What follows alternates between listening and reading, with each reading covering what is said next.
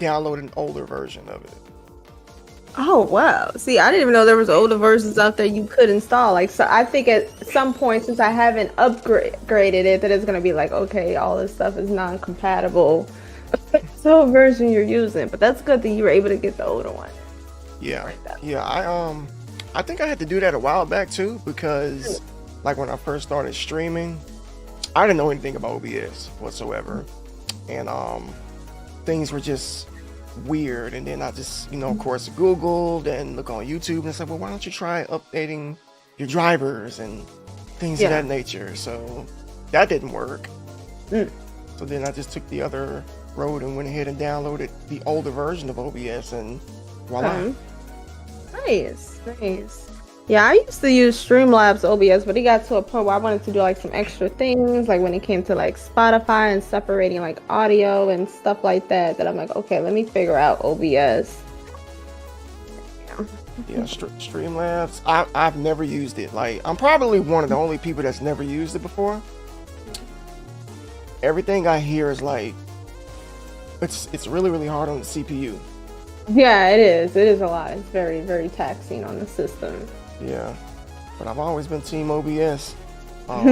Crafty, she started out on Streamlabs because I guess Streamlabs is more user friendly.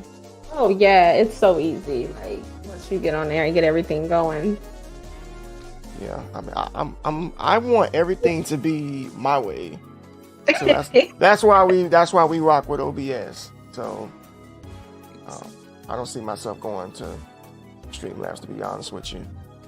Okay, so we are live. We've been actually live for about almost 2 minutes. We are? Oh, wait, let me go to your page. I had no idea. I thought we were just conversing. Oh, that's okay. I like to try to keep it fresh and keep it organic, of course. But okay. Yeah, I used when I used to do this, like last year, I used to, put the person on mute, and I would just, talk to the community, and then I would just introduce whoever I would have on the podcast. I'm like, you know what, we're just gonna jump in the pool and have at it. Why not? Okay, all right, cool. What's up, Bearded Legend Gaming? First in the chat. This guy was in my chat before I even hit go live. Hey, now that's a real one right there. Yeah, it is. It's so hard to find real ones these days. Yes. Well, first of all, thank you so much for doing this. Appreciate you for carving out the time and coming onto the podcast. I know I have been wanting to ask you for a while, but I don't know what came up. I think I was in your channel and you were playing Fortnite, and I brought the idea up, and then that's when, well, okay, let's make it happen. Yeah, I remember that exactly. Yeah, you came out, was playing a game, and I think I was talking about your last podcast and how cool it was, and that I wanted to like do more collabs and stuff. You like, well, come on down. I was like, okay. That's what I'm talking about. Just like Price is Right. Come on down, right? Exactly. But yeah, collaborations is the way to go. Like, I've been doing this for like well over a year, and I've met like so many individuals. Some people I even consider to be friends, to be honest with you. And one of the main reasons that I do Les Experiences is just to show people that, as content creators and as streamers, we don't have to be each other's competition. Right. You know what I'm saying? We don't have to be at ends. We can work together. Exactly. Yeah, as it should be. Yeah. What's up, little kicking gamer? Crafty Gemini in the chat. Welcome on in. We got Peaches in the house. Hello. Thank you so much for being here. Welcome in, everybody. I am joined by my guest here, Miss Shende20. Now, Shende, I want to say that I first came across you. I want to say it was on Twitter. Yes, I think that is correct. Yes, I was thinking about that myself. I know, right? Like sometimes you ever just been to a person's stream and you're like, man, how the heck did we meet? Yeah, no, I do that all the time actually, and I know exactly how I like. Well, I don't know the exact tweet, but I know you through Flash Carta. So I met Flash Carter first via Twitter, and then like he would retweet a lot of your content and stuff, and then I followed you, and yeah, the rest is history. Hey, now Twitter is. We're gonna get to Twitter a little bit later, but that's a testament right there, folks. That Exactly. you can meet other people Hmm. on other platforms, whether it's Twitter, whether it's Instagram, Discord. It doesn't just have to be this right here. It doesn't. And I'm a firm believer in taking it offline. That's why I hit you up on Twitter, and we've been going back and forth on Discord, and here we are today. Yeah, exactly. Absolutely, absolutely. So, how was your day? I mean, are you ready for Thanksgiving? Yes, my day was good. Any day that I don't have to work and I can sleep in is a blessing. So I enjoyed that. Waking up late, got my day started. And it's funny because I was actually gonna get out and start getting some stuff for like Thanksgiving dinner. But then I looked out my window and seen the snow and the wind, and I was like, yeah, no. Staying. Yeah, I don't know nothing about that. With that weather outside. See, I'm a Florida boy. We don't get snow when it's like 40 degrees. Like right now, I think it's I'm looking on my computer. It says it's raining, but it's probably about a good 50 degrees over here. That's probably nothing to you. 50. That sounds great. Let me check mine. Oh, we're at 24. Oh no. It's 20. Yeah, it's like. Oh my gosh. Bearded. Yeah. Now see, you didn't have to say that, Shende. The only snow I know is melted. Hey, it doesn't snow down here. Like, I've been living in Florida my entire life, right? And I literally can count on one hand how many times it snowed in my lifetime. Really? At least. And that wasn't even snow, to be honest with you. It was like just a little bit of ice on the ground. It was, yeah. A little ice? Nah. Yeah. Nah, so. Like a light dusting on the ground and. Yes. So, you're from Chi-Town, right? Yeah, Chicago, born and raised. Yep. I got a story about Chicago. Okay, let me hear it. Everyone's. All right. Okay. Yeah. Story time. Let's get it. So, story time. 2017, I came to Chicago because a guy that I used to work with moved up there, and he was like, I can give you a job up here if you're interested. And around that time period, I was like, man, I gotta get the heck out. I wanted to leave where I am right now, because where I am, it's not Miami, it's not Tampa or Orlando. I live in a military city called Pensacola. It's Northwest Florida. It's okay, but we just don't have a lot of things to do here. It's not really like, if you don't know a lot of people, there's not really a lot of things you can do. So we took that trip to Chicago. Now, mind you, first experience getting on an airplane. Oh. First experience. Yeah, man, let me tell you something. We almost didn't make it. Almost, like, nerves was so bad. I was like, I don't think I'm gonna be able to get on this airplane.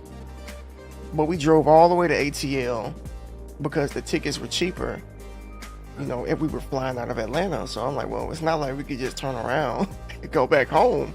Like, we're in ATL, so let's get on this plane. So we got to Chicago. It was raining, and it was cold. It was so cold, and I'm like, wow, this is a different kind of cold. Oh, yeah. So we walk out of the airport looking for a shuttle, and we're looking around at people. People are like, they got like, what are those jackets called? North something.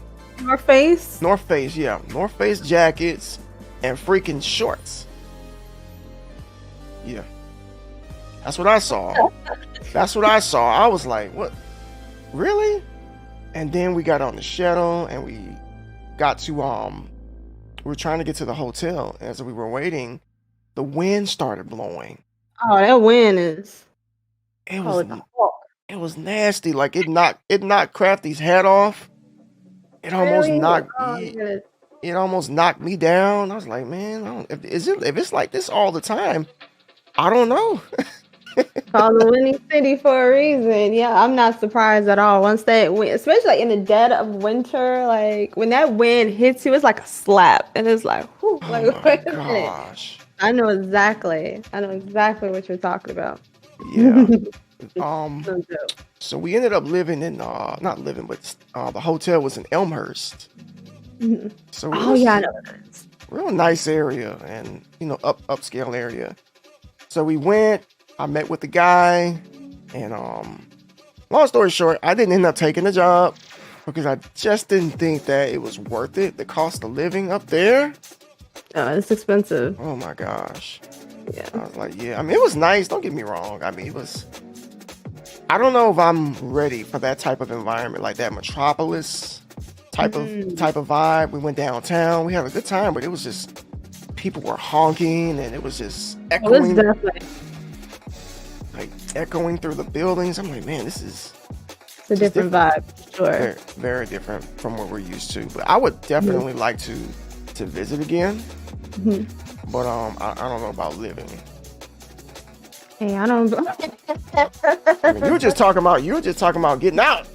Yeah, exactly. That's how we're getting out. But I don't know. Like I think about all the time. Like where would I go if I was to live somewhere else? I definitely, one factor for me that's really important is food. Because I feel like living in Chicago my whole, like I feel very spoiled. I feel like no matter what city I go to, the food just never compares. The only city that I think or state that compares is DC. Their food is really good. I feel like their food scene is actually slept on. DC, like that would probably be the only place I think about living. But the cost of living there is even worse than here in Chicago. So I would definitely have to shell out a little bit more for like housing and stuff. But the food, I don't know, it might be. I never tried DC food, but I have had the deep dish pizza up there in Chicago, and I don't want anything else like down there. I'm like, that's just, what's the point? this ain't pizza. Like once you've had something like that, like chat, have y'all ever had Chicago deep dish? Man, I feel like deep dish, like even like Chicago and here, like it's good, we'll eat it, but it's more so like special occasion pizza. Like if I wanted a pizza like right now, I wouldn't get a deep dish. I would just get like a regular pan sausage, maybe a little jalapenos on there too. But it's good. I feel like sometimes deep dish can be a little overwhelming for people because it's a lot of cheese and they put the sauce on the top. You got like the thick crust around the edges. It's a lot to tackle on the first time. So, but it's good. I want it. I don't care. I want it. It might be too much for some of y'all, but it's just right for me. You can definitely get full off one slice. Like it is good. That's what's up. All right, Shende, why don't you let's break this down. You know, everybody I bring on the show, I want to give them the spotlight, learn a little bit more about them. Tell us a little bit about yourself, like childhood, teenage life, upbringing, all that good stuff. Okay, a little bit about me. Like again, you guys already know I'm from Chicago, born and raised. I'm the youngest of 3 girls, so I'm the baby. The baby. Yes, the baby. Terrible. You don't get special treatment as the baby? I do, and it's so funny because my sisters always tell me like you were the spoiled one and everything, and I'm like, no, I just knew not to piss mom off because you guys were the troublemakers. Like that was it. Like she took notes. She took notes. I took the notes. I was like, okay, like again, like single mom, having to work a job, like taking care of all us. The last thing I wanted to do was piss that woman off. My mama did not play. Like getting a call while she's at work from school, saying we got into a fight or anything. No, my mama was not. Well, she definitely was the one to come up to the school and probably embarrass you. So I took notes and was like, yeah, I don't want any smoke with that lady. Let me go ahead, keep my head down, do my homework, listen, yes ma'am. We can go from there. I'm assuming you dodged a lot of butt whoopings. Oh yeah, I did. I got caught in a line of fire of a few because I was like, I class, I was involved in some stuff my sisters were doing too. So it was like, oh yeah, you could. So it's like, no. But no, that was pretty much my upbringing. You know, I grew up on Inglewood, which of course has a reputation of itself of being like one of the most like dangerous parts of the city with the drugs and gun violence and stuff like that. But it's actually funny because whenever I tell people I'm from Inglewood, they don't believe it because I don't talk or kind of, look the part. So it's just mainly because it's not like I'm just not like what do you call it, a product of my environment. My mom was like really, like my mom stayed on us, like, that was key as well. Some proper parenting too. I like that. Yeah. Yeah, because people often think, oh, you're from this city or that neighborhood, that oh, you must be hood, or you must be dangerous, or you must be just you don't have to be that way. No, you really don't. Yeah, exactly. There is always like that stigma that goes around. But like me, like as far as like what I do, like for work, I work with predominantly like, white men. And for the longest time, I used to be ashamed to tell them where I was from. They asked me, oh, where are you from? I'm like, oh, Chicago. I'm like, where in Chicago? I'm like, South Side. They're like, what neighborhood? And I'm looking at them like, I'm like Inglewood. And like for the longest time, I would like be hesitant to tell them where I was from because I was just so afraid of the stigma. But over time, I'm like, just screw it. Just being proud about where I'm from, where I come from, how far I've come. And it just speaks value. I'm like, yeah, I'm from Inglewood. I made it throughout, and now I'm here at the table with you. So here we are. That's a testament right there. Like, I think that you should never be ashamed to tell people where you're from, because if the only viewpoint that a person has or that people have when they think of like neighborhoods like that is negativity and so when they see you, they're like, everybody's not the same. Exactly. So we can't put everybody in the same category if that's the case. So that's what's up. I like that. Exactly. But yeah, so when we came to Chicago, a lot of people were like, we would see it on the news, like all these shootings every single weekend, and everybody's like dying and left and right. When we came to Chicago, we didn't see nothing. Like we didn't experience anything, or we didn't even see a cop car, like a siren at all. The only thing I will say is that when we were in the hotel room, I remember this on the news, it said that there was a man on the loose with an assault rifle. I'm like, so what part of Chicago is that? Because we were driving around. Let me see if I can find it.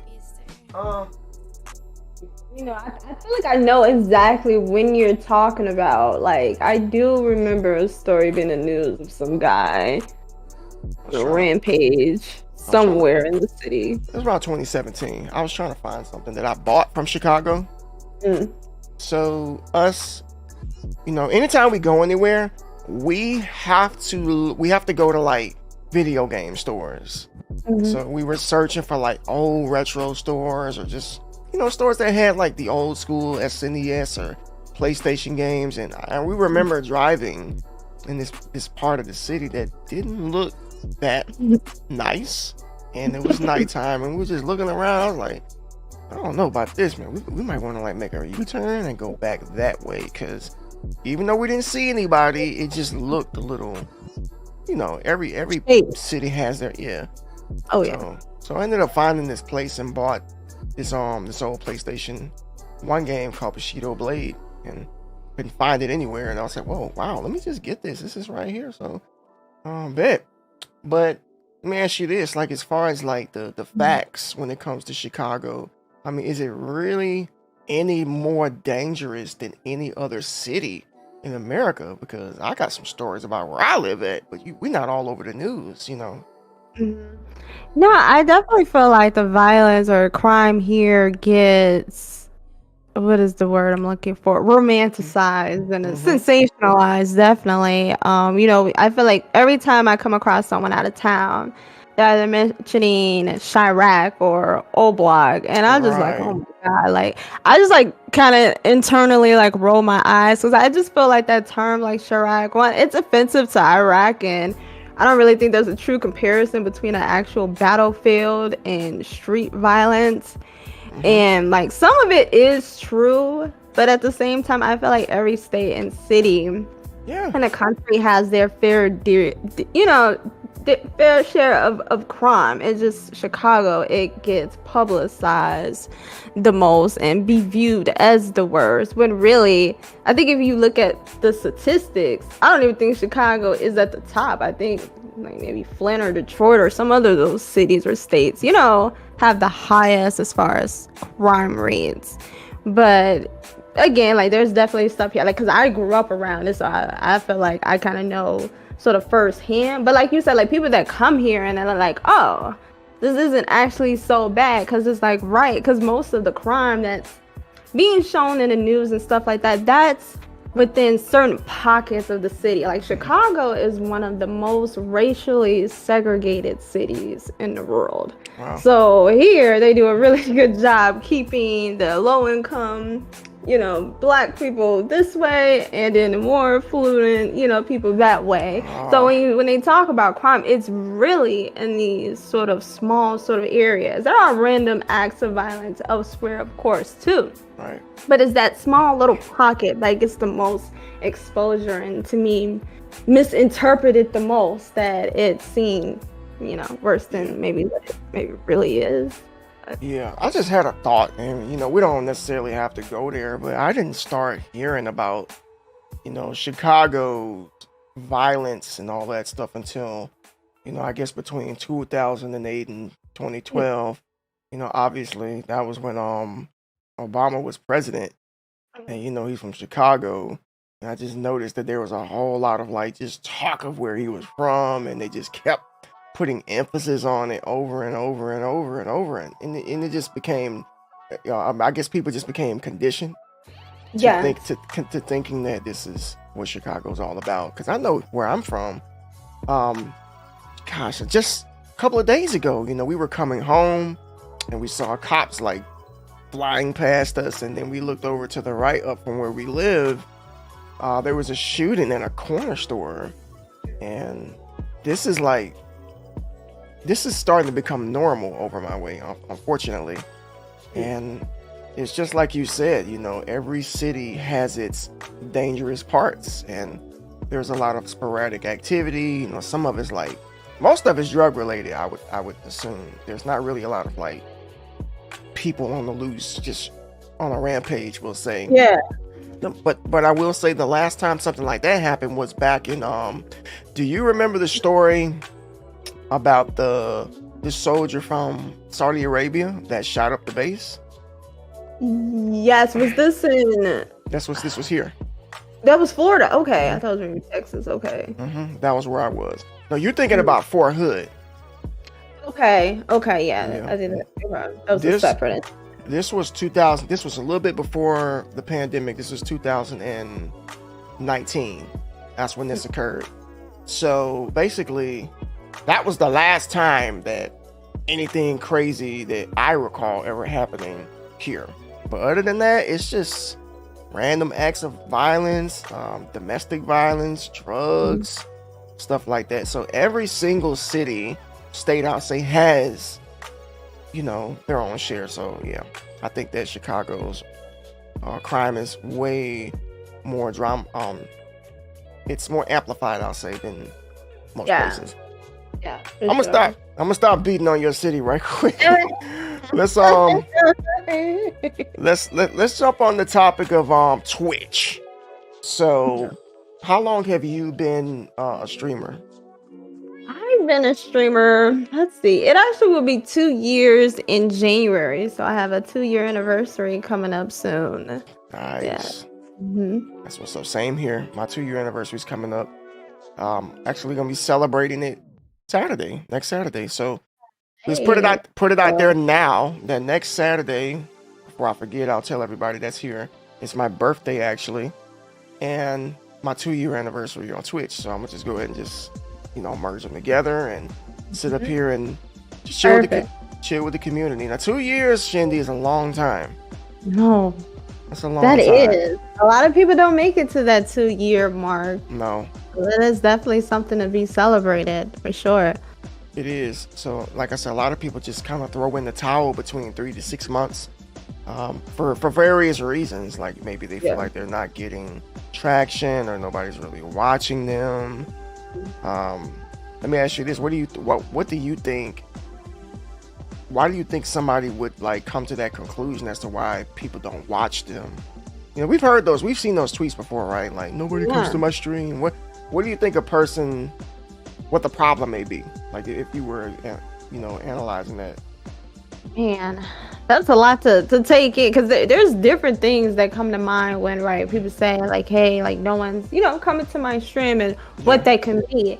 And I think like when you're starting off on Twitch, I think the real important thing is venturing out, meeting other streamers as well, connecting with other people, building a rapport. I know, I mean, we always kind of hear this notion of like networking with Hmm. other streamers and then them coming over to your stream and then just continuing to build this network and community of people and streamers that you sort of like know rather than just streaming for like 8 to 10 hours, crossing our fingers that maybe someone like pops in, because I don't think the way Twitch works and the algorithm that it's built to support that sort of streaming model. Like I think that'd be hard to support. So I think a lot of people think that like, okay, I'll just go live and the Yeah. people will come.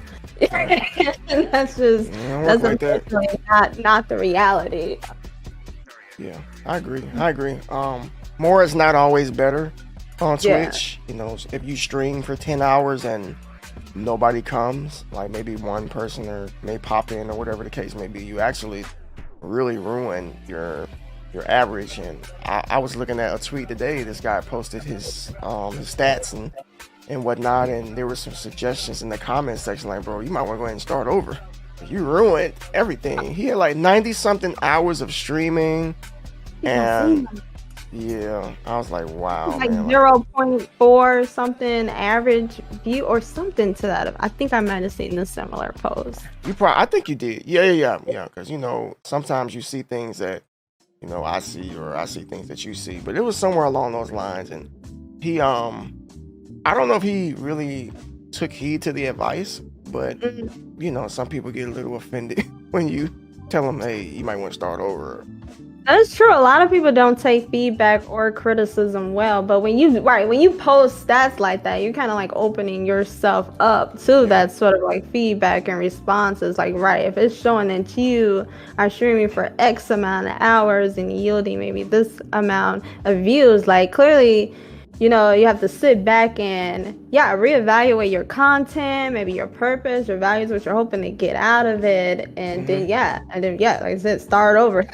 Exactly. Maybe expectations and doing something differently, because what do they say, doing the same thing over and over again expecting the same result is the definition of insanity or something. Yes, it's somewhere along those lines. I mean, I think I messed it I up, mean but yeah. that sounds. I know exactly what you're talking about. Yeah.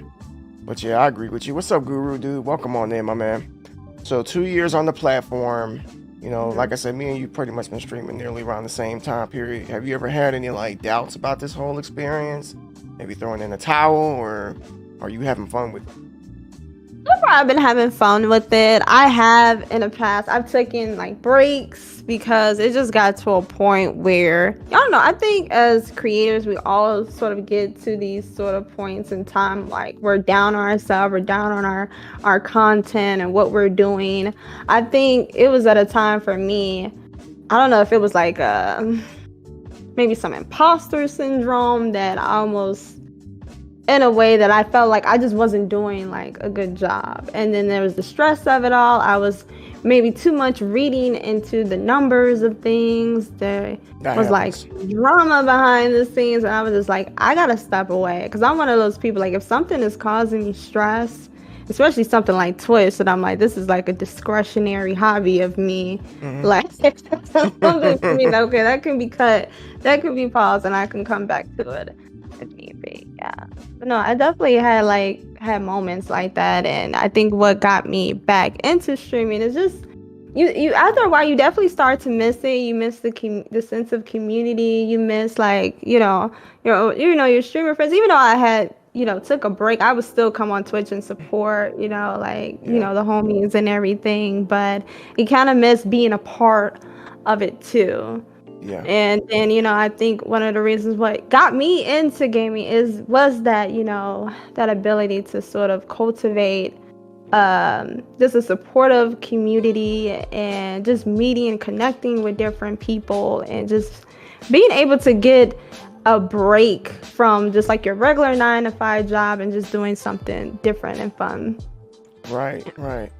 Yeah, I think all of us, kind of have those time periods of like, man, what's the point in doing this? Because, it's much like you said, some of us, we read a little bit too much into the analytics and the data and the numbers. And Yeah. admittedly, sometimes we can lose track of our focus as far as why we started. And we end up doing things like comparing ourselves to Yeah. other content creators. Like, wow, like, what are they doing that I'm not doing? What do they have that I don't have?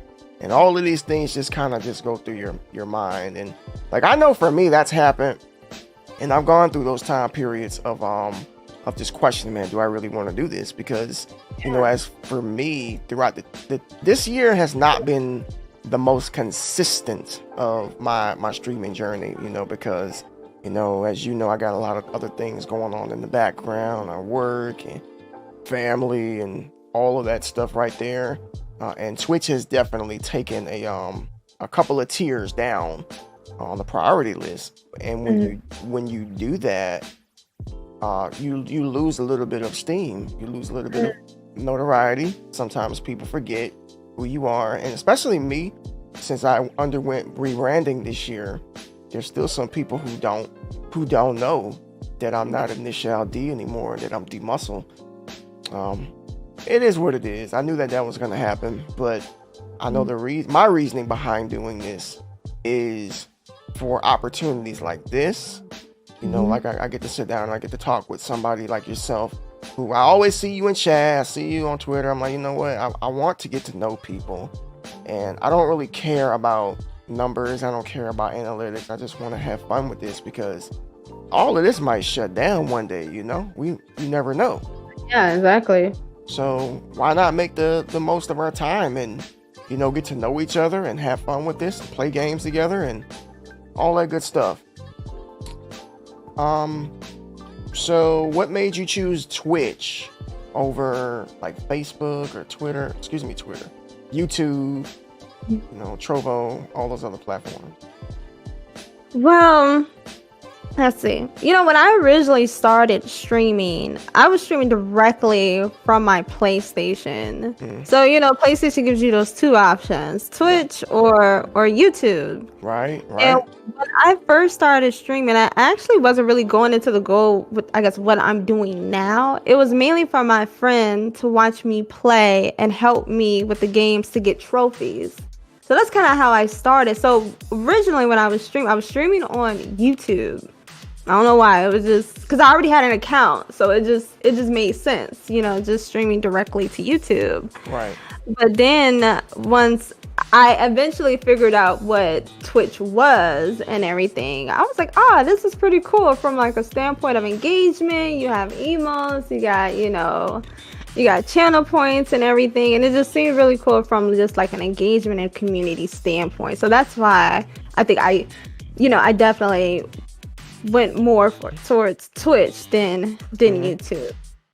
Right. I remember, I know exactly what you're talking about, because the first time I ever streamed, I remember hitting that little share button too on my PlayStation controller, and they gave you the option of YouTube and Twitch and Facebook, but after a while, Facebook wasn't an option anymore, and I remember trying on YouTube, and the difference between the two platforms is like night and day. I still believe that, even though Twitch has its flaws, I still believe that this is a more superior platform for live streaming. YouTube, let me put it like this: Twitch reminds me of like a department store, And YouTube kind of reminds me of like a super, like a mall, pretty much. There's a little bit of everything. You know, you got your streaming, you got your shorts, you got your pre-recorded content. It has everything.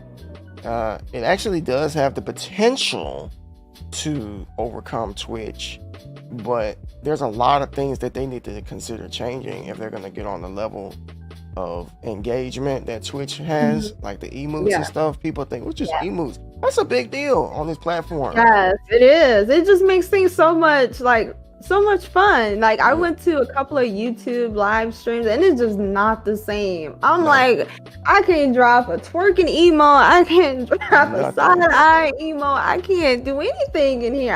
All I gotta do really here is just sit here, and I don't like this.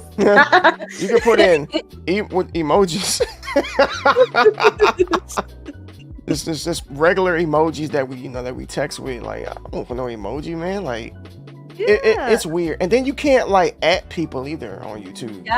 Yes, and you can't click. Well, from what I've seen, you can't like click on people in the chat. I like with Twitch, like I could just see somebody in the chat, like, oh, this person's funny in chat, and click on them, see what they're about. If they got a channel, I could follow them. Like, it just, I don't know. Like you said, I feel like Twitch has that element down on lock. Like, unless you, like you said, if YouTube is able to implement many of these things that Twitch has, like, yeah, without a doubt.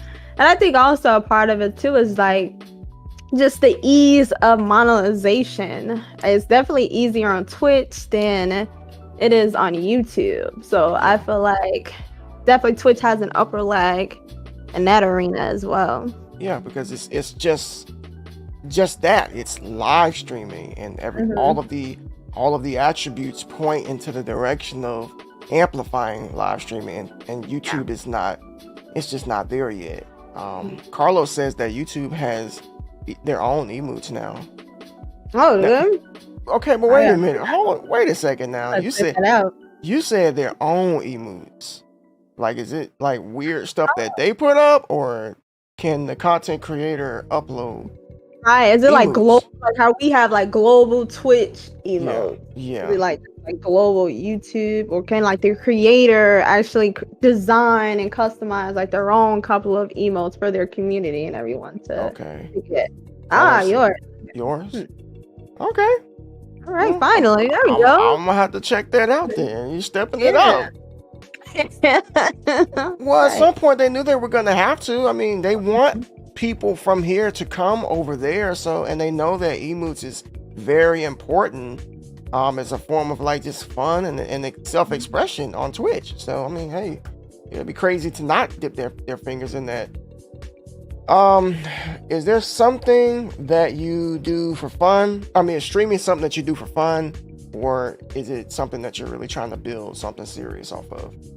It's definitely something that I'm doing for fun. I think of this as like my outside hobby, outside of like working and other things that I do. Like I paint from time to time. So it just gives me a chance to like expose like a different like part of myself outside of like maybe my 9-to-5 version of myself. So like, yeah, like as far as like long term, I think about that too. Like long term, like what do I hope to get out of streaming and everything like that. And definitely, as far as like making connections, meeting more people and stuff like that, because I do really enjoy that element of that. Because I think many people, when they signed on to Twitch, it was during like that COVID period when everyone was just sort of like stuck in a house and not really a lot of social interaction. So I feel like Twitch in a way allowed for that. And me, I always, enjoyed gaming. So gaming is always kind of like this big part of my life. So I do feel like I'll be on Twitch for like a fairly long time, I guess, depending on whatever happens, to this platform and everything. And I try to at least not let Twitch or this hobby stress me out. Like, I'm one of those firm believers. Like, if it's a hobby, it's to be something that I enjoy that doesn't cause me any sort of stress or anguish in a sense. So that's why I only stream like 2 times a week, just on the weekends, and that's it. Because that's all I feel like I can handle for right now. Right. Hey, Silk, good to see you. Welcome on in. 2 times a week, I think is perfect for not burning yourself out, because you can definitely do that on this platform. You can burn yourself out. You can worry yourself to death for various different reasons or whatnot. But yeah, so there is a version of you that's corporate, and then there's the the professional Shende, and then just lay back. And I take it that this is your me time, or just a time period that you can just vibe out with other people. Exactly. Okay, so have you made any friends during this journey? I have. Like, I feel like I've been really lucky to meet some really wonderful people, like the Gold, J Shep, Only Scrubs, Peak, like my mod crew. There's only 2 in the mod crew, but yeah, I had crew that. Sometimes that's all you need. Yeah, like it's really been awesome as far as just like building a community. And I say that I kind of like laugh a little bit on the inside because I never envisioned myself as far as being someone building a community. I always feel like I used to pride myself of just embedding myself in people's community rather than sort of just like making my own. But it's been really nice, just having people there that you consider your friends, that you can actually share like personal stories, experiences, be able to vent to them. Like, it's really cool. I think like one day what I would like to do is, I think I forget, G-Shep about this, like organizing like a Friendsgiving like somewhere and getting a bunch of people together for like a Twitch Friendsgiving. I think that'd be really cool. You see those pictures on Twitter of Kage Boy, Inevitable Dope? I don't know if you know these streamers. Oh yeah, I do know Kage Boy. Yeah. Something? I didn't see it. Well, they did a they're doing a what you just named, like a meetup for like Thanksgiving or Friendsgiving. And I think they all met up in Utah, and it was just so cool to see people that we know. We're used to seeing them behind the camera, but they were all together. I'm like, I definitely am going to be doing something like that next year. I've only met 2 streamers so far in real life, but I said that was one of my goals next year, is to meet as many as I possibly can. So DreamCon just released their tickets for the event. I think it's in June or July. What's DreamCon? I think Dallas or Houston. Okay, I think I did hear it was in Dallas somewhere. I just didn't know where. Yeah, I think Dallas. I think it's the Dallas area. And there's quite a few people over there that we know too. So I think it's a great idea. Maybe if we all just rally up and talk about it now, while it's still early, we can we can make things happen. Because I always bring this up on these podcasts. It's like I don't want it to just be about this. You feel me? Like, this is cool, but I want to talk to people face to face. I want to give some hugs, give some dab. Joke around. I'm like, I play a lot, so I'm just let you know. Crafty will tell you straight up. I'm a prankster, so. Oh, that's cool. Wait, when is DreamCon? I forget. Like, is it? It's in the summer. It's in the summer. Okay, and they're selling tickets already. Look, it's last really year was very. I've never heard of DreamCon. I'm like, wait, what? It was very successful. Oh wow. See, it was a lot of people were there. Like I said, a lot of people that we know were there, and I guess that people saw that, like they saw the pictures, and like, I want to be a part of that. Because when I saw it, I was like, I felt left out. I was like, man, you don't want to go. So they got the tickets on sale now, and the next time they'll be for sale, I want to say it's March. Okay. So, and that might be the last opportunity. I don't know for sure. I have to check. But when they were released, they sold out real quick. I was like, dang, I didn't even get a chance to to get the tickets. But I was listening to a couple of other streamers. They were like, well, heck, if we don't get the ticket, we still can meet up. And exactly. I doing know their that's what a thing. lot of people did for TwitchCon when they did it in Cali. Like, because, well, before when they weren't having those COVID precautions in place, people, I guess, had already bought plane tickets. They're like, oh, well, screw it, we're just going to meet up somewhere. Yeah. But I guess when they did implement it, they're like, screw, I guess we still Mm-hmm. still just going to kick it somewhere in town, which is also, fun too. Right. Crafty says it's July 28th. Ah, okay. Yeah. Okay. So that's plenty of time to plan out and get your coins together and all that good stuff. Exactly. Um. So I heard you say that video games are like a big part of your life, which I always like to. I love to hear that, especially from a woman, because growing up, girls, you play video games. I'm like, yeah, not everybody plays video games. So Exactly. right. So what was your first game console? Oh, my first game console was I kind of started off late, so let me disclaim. I actually started off sort of late when I was playing video games. I forget what grade I was in, but I was definitely in like middle school. I might have been in maybe the 4th grade, 5th grade, or something to that effect. Still young. And so yeah. So I think my first console was technically the Game Boy. Yeah, the Game Boy. So I had just like the regular Game Boy. I remember it was like purple. It was like clearish purple. And on it I had Super Mario and I had Pokemon Gold and Red. So that was the start. So I Nice. started off with the Game Boy, then eventually I ended up getting what is the Game Boy Advance. I think at some point I had the DS.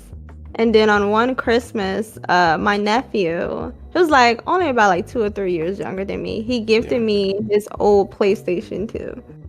And he Nice. gave me like a couple of his games. It came with like Kingdom Hearts. It had like the old Def Jam Vendetta, Tony Hawk, Look Pro at you. Skater. Yeah. Yeah, That's the good stuff.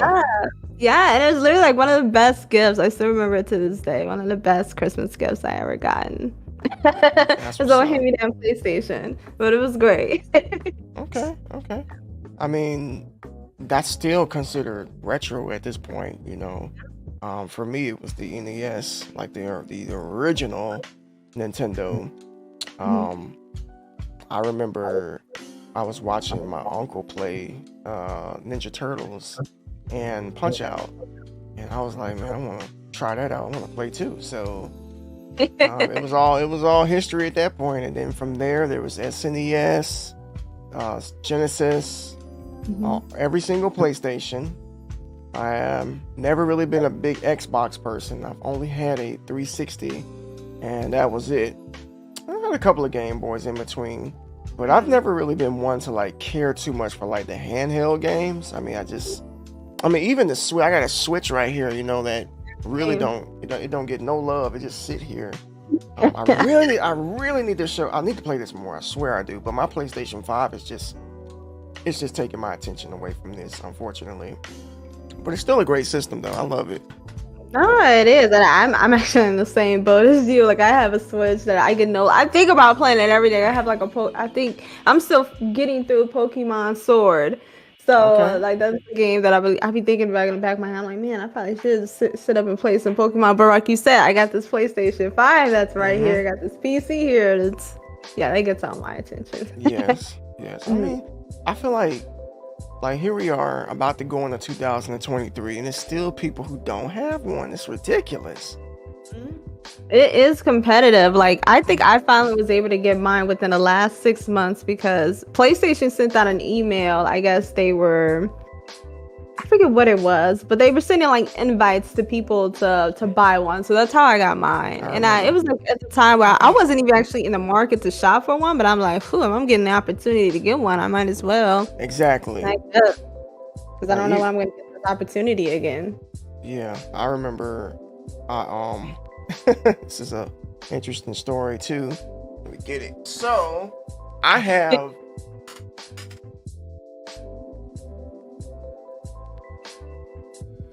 Okay, so this is Red Scorpion. Red Scorpion is this was my very first PlayStation 5. First PlayStation 5. Right. So I know, right? People like, what you mean first? PlayStation 5. So this I didn't pay a dime for. I like it. Nothing for it. $3.99. At free 99, right? That's the best price you can get. So, real good friend of mine, the Bear Project, was doing a giveaway, and it was around the time we had first met. And when it was one of those type of things when we met, we just clicked because we had so many things in common, and we just became just really, really good friends at that point. And he decided that he wanted to give this to me. So I remember when he told me, bro, he was calling me, I was Initial D at the time. He said, Initial, I want to give you something. Because he was like, I recall you saying that you were going to give up on getting a PlayStation because you couldn't find one. Mm-hmm. And I told him, I said, I don't care anymore. I don't support Sony no more. So like I'm done. I said, I'll just settle for the PlayStation 4. I mean, it's still a good system too. Mm-hmm. So long story short, he sends me the PlayStation. I think I had it for about a good 3.5 months. And then lightning struck my home. What? Yeah, and it bricked my PlayStation. Oh my goodness. See, I hear about stuff like that, but I'm like, what are the odds? Yeah. I know, right? Like, I'm thinking to myself, I'm like, out of every PlayStation I ever had, this has never happened to me. And the one PlayStation that you just cannot buy, like I just can't go buy me another PlayStation, and I didn't have a warranty because it was given to me. So I had to downgrade back to the 4. Back to the 4 up until about November. So there was another streamer by the name of 517 Monster. And he was like looking for PlayStations for me. He was like, hey, Walmart has a drop, so you might want to, hop on that. So then I was at work, and I remember, you go online and you had to refresh the tab. You had to keep the screen open, otherwise you'll get kicked out of line. I was able to get one. Nice. So I didn't win it, but I got lucked out. And I purchased, my second PlayStation, which is over here, with a power surge, of course. So that won't ever happen again. Is it protected? Oh, it's being protected at all costs. At all costs. Scrub says I'm hurt. I'm sorry. How do you think I felt, man? I almost cried, dude. Like, this thing. I can't believe that happened. It is like. Yeah, I'm up here. I swear, I felt like I was trying to like revive this thing. Like I had it up like this. I was like CPR on that. I was like blowing in here. I'm like, that's the thing. I was like, no. And then I tried plugging it up. It didn't. It was gone. It was gone. Goodness. And then I told Bear, his heart was broke too. He was like, oh my gosh, no. So yeah, that was the story as far as how I got my PlayStation 5. Yeah. So what do you spend time playing offline when you're not streaming? When I'm not streaming, I just play the same things on stream as off stream. But one thing I've kind of been doing more off stream is I enjoy playing The Sims. Mm-hmm. So I'll stream Sims too, but like the things I'll do off stream would be like the tasks that I like intimately enjoy doing, like building a house. That I'm like on stream, like this doesn't translate well. People would be bored or sleep or something. Right. Like I spend like 3 days of my own personal sort of time just building like a garden, like a park. And that's like something I wouldn't have like done on stream. It was just something of like my own enjoyment. So definitely playing The Sims. It's been like definitely my comfort. One of my comfort games for sure. Oh, Crafty, she likes The Sims. Like when I met her, she's never really been like a hardcore gamer. She really didn't even start doing like gaming until she started streaming. But I do remember that The Sims was a game that she always used to enjoy back in the day. And I always tell her like, why don't you just stream it? It's comforting. You don't have to stress out. It's not like you playing Resident Evil or something like that. Just vibe out with your chat and build a house. And Yeah, The Sims actually, and you may want to consider that too, because The Sims actually has a really big fan base on Twitch. they It does. do. They really do, and that's why for a while, right? For the longest time, I was like just playing Sims. I'll create like little sort of like game shows or something like reality shows, Sims edition. Like I did the Herd of Love. Yeah. This is kind of like a bachelor Sims, like a Nice. love competition. It was Hmm. pretty funny. And like I think what else have I done? I've done like making a band, Sims edition, Oh like Danny wow. McCain.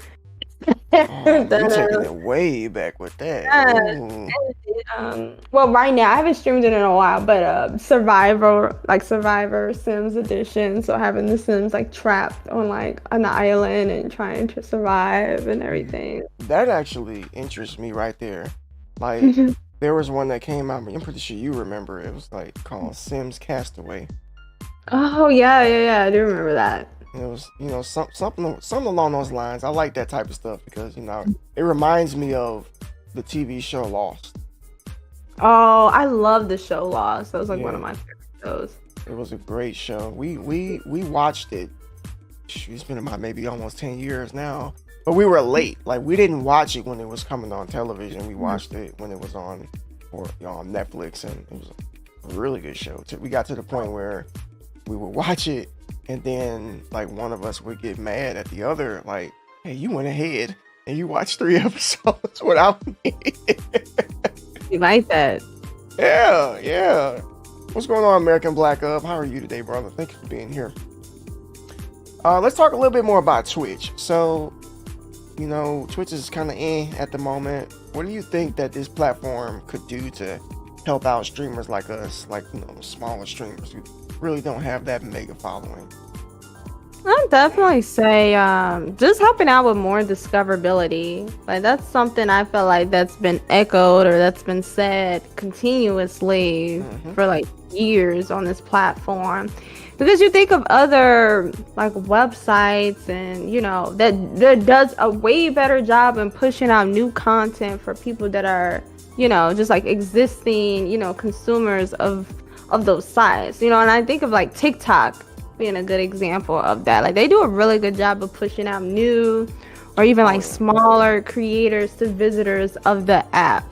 Like I could just be like scrolling on that, what is it called? That For You page and Hmm. just come across so many new people that I don't even follow. Right. And that to me is invaluable, like exposure that all those people that I'm seeing that I don't even follow. Like a good chunk, I feel like 90% of those people I don't even follow at all.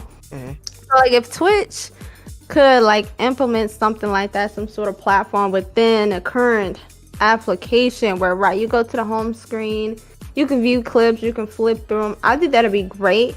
I think what Twitch has right now, I think they somewhat are trying to do that, but it doesn't hit the same because if Yeah. you go now like on your phone to the home screen or whatever, and then you look at clips, it makes you watch the whole clip, and then once that clip is over, you got like a couple of seconds, you got to wait for the next one. Where TikTok, you can just flip through, you can watch it as long as you want it, flip through. It's just the ease of it just makes it super attractive, and again it helps with discoverability with views and just getting your content out there. So that's the number one thing I feel like they can do to help support small streamers. Yeah. Yeah. I agree. But the question would be is like, at this point, I don't think that it's not that they don't know that, Yeah, but they know. yeah, they know it. But I think it's more of they're of the mindset of, well, what is that gonna do for us? How is that gonna help us? Because their focus tends to be on streamers who are racking in, lots Mhm. of views, racking in lots of subs, of course, because the more people that sub to streamers, Twitch gets that money too. Mhm. Unlike, I'm not saying that the same doesn't happen to smaller streamers, but let's just keep it honest. I've watched bigger streamers out here get like 2, 3, 400 subs on one stream, and it's like, wow. And Mhm. you're not gonna sit here and tell me that doesn't get the higher ups in Twitch's attention, and of course they're gonna give them more attention and more perks. And I heard it best said from somebody else that Twitch really doesn't care about the affiliates very much. It's like, yeah, here's your affiliate status. You can get your percentage of what it is you make, and then that's it, pretty much. But unfortunately, I don't think it's ever going to change. And you're right. TikTok has a very good method of getting exposure to. It doesn't matter how large you are or how small you are. You know what I'm saying? I got videos on TikTok. I have a video on there that's like almost 300,000 views, and all it is just me doing a time lapse of becoming Kratos, and that video just took off like crazy. I've never had a video get that many views before. I did hear that TikTok does have this feature to where you can actually stream, on there. And I'm not talking about like just like go live. Yeah, I mean like you have a stream key like we do on Twitch. Like you can actually do that. I think that it's a part of a some sort of like beta, perhaps, just to kind of see how things go. But if that is successful, then forget YouTube. Twitch is going to have TikTok as a problem, because TikTok is the #1 social media platform today. And if people start catching wind of it, that's the competition. And you brought up a really good point, something that you said. You said, right, with discoverability, what does that do for Twitch? And you're right. And when you said that, I thought about the ways that Twitch tried to increase discoverability, like this whole, what is it, the raid boost. Yeah. Like, right, if you want some additional discoverability, you got to pay for that. You got to give X amount of times. The higher that you get it, the higher, you're going to be on a recommended page or what have you. Like, right. So the give or take is like, yeah, no, we're not just going to just write out, just give it to you. Right. Go ahead, sub, whatever, make sure we get our coins. And yeah, like that's the only way. So I agree with you in that sense. Yeah. Right, that they only really cater to sort of solutions that's mutually like beneficial, where they like, okay, it's gonna line up their pockets as far as the more subs, the more biddies or whatever you contribute, then we'll put you up there on the front page maybe. And then also, they just mainly just cater to the larger streamers here. Because if I was just to log out of my Twitch right now, go in fresh, like what am I gonna see? I'm gonna see the top maybe 500 or whatever streamers on the platform, the Nick Mercs, the Pokemans or whatever of the world of Twitching. Like that's who I'm going to see firsthand. Like they don't care too much about the little guy, but they don't care.